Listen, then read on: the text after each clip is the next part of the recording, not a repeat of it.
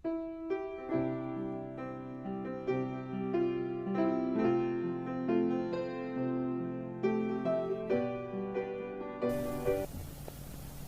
yang kekasih dalam nama Yesus, topik firman Tuhan pada pagi hari ini yaitu merindukan kebangunan rohani. Supaya semua kita rindu akan kebangunan rohani, semua kita berdoa buat kebangunan rohani, supaya kebangunan rohani jadi dalam gereja kita, dan supaya kebangunan rohani, saudaraku, meliputi kota Medan ini, saudaraku. Sehingga, saudaraku, banyak orang mencari Tuhan, rindu akan Tuhan, saudaraku. Sehingga jiwa-jiwa merasa, saudaraku, tergugah hatinya, merasa lebih disadarkan akan dosanya. Kemudian dia mencari Tuhan dalam hidupnya. Di mana aku bisa bebas dari dosa? Di mana nasibku bisa berubah? Masakan hidupku begini-begini saja.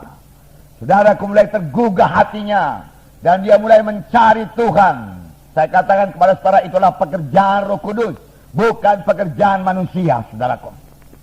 Nah, saudaraku yang kasih, kita berdoa buat ini. Kita rindu, kita haus supaya kebangunan rohani ini terjadi. Dan ini akan memberkati kota Medan, mengobatkan kota Medan, saudaraku. Dan memberkati kota Medan, saudara. Tapi, saudaraku, terlebih dahulu, kita sendiri, sebagai anak-anak Tuhan, harus bangun rohani kita. Kita sendiri lebih dahulu harus memiliki kebangunan rohani. Kalau rohani kita pun tertidur, saudaraku, kita tidak bisa membawa kebangunan rohani kepada jiwa-jiwa. Kalau rohani kita pun lemah, saudaraku, kita tidak bisa membawa kebangunan rohani kepada jiwa-jiwa. Kalau, saudaraku, rohani kita pun tidak berkobar-kobar, bersemangat, saudaraku, bagaimana kita bisa memberi api kepada jiwa-jiwa? Kebangunan rohani dimulai dari saudara.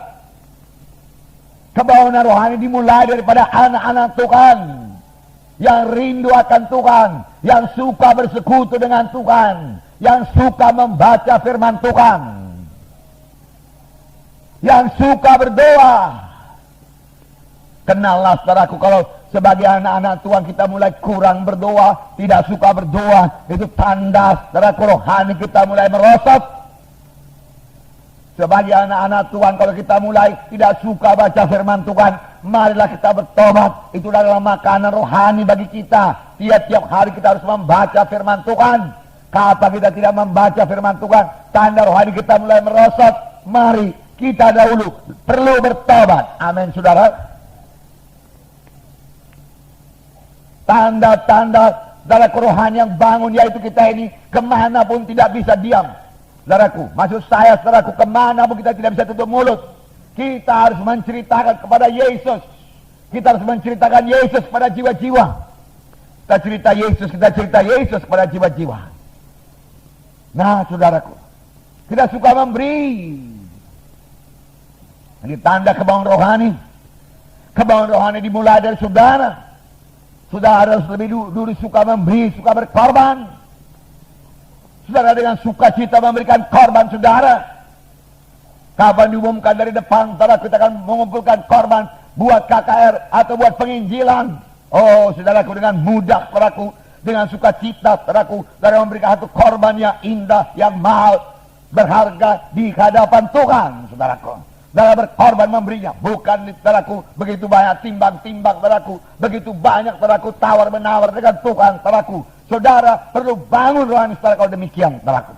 Tidak ada yang terlalu mahal buat Tuhan, saudaraku. Saudaraku, kita ikut dalam perintah agung. Kita ikut dalam pekabaran Injil, saudaraku. Satu kesempatan kepada kita untuk berkorban kalau ada pekabaran Injil. Beri, saudaraku, beri. Baik kepada orang beri. Ini tanda-tanda rohani yang sehat. Rohani yang bangun. Yang bisa membawa kebangunan rohani bagi orang lain, saudaraku. Apalagi tanda yang saudara berkata, tanda rohani yang sehat, saudaraku. Dia suka bersaksi, dia suka menginjil, saudaraku. Dia suka berkorban.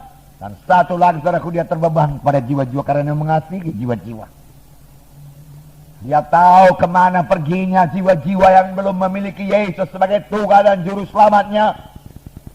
Banyak sekali, saudaraku, orang Kristen di kota Medan ini, saudaraku, belum pernah punya persekutuan pribadi dengan Yesus. Dia tidak pernah tahu pasti akan keselamatan jiwanya. Dia tidak tahu apakah dosanya sudah diampuni atau tidak. Padahal Yesus datang ke dunia ini untuk mengampuni dosa kita. Dan firman Tuhan berkata supaya kamu tahu. Semua ini kutuliskan kepadamu supaya kamu tahu bahwa kamu yang percaya kepada Yesus Kristus anak Allah beroleh hidup yang kekal. Saudara, kita harus mengetahui dengan pasti kemana kita pergi setelah kita meninggalkan dunia ini. Surga atau neraka. Tidak ada tempat yang ketiga, saudaraku. Tidak ada di tengah-tengahnya, tidak ada. Dan tidak bisa pindah dari neraka ke surga setelah didoakan. Tidak ada, saudaraku. Itu ditentukan pada waktu kita masih di dunia ini. Kitalah yang menentukannya, saudaraku. Keselamatan sudah disediakan Tuhan bagi kita. Tuhan itu Tuhan yang baik, saudaraku. Oh, puji Tuhan. Tuhan itu Tuhan yang baik, saya katakan pada saudara. Dia baik pada saudara. Dia menyediakan yang baik pada saudara. Tetapi saudaraku, ada musuh kita yaitu setan, saudaraku. Setan itu jahat semata-mata. Firman Tuhan berkata, aku datang. Tuhan Yesus berkata, aku datang supaya domba itu beroleh hidup. Bahkan beroleh dengan segala kelimpahan.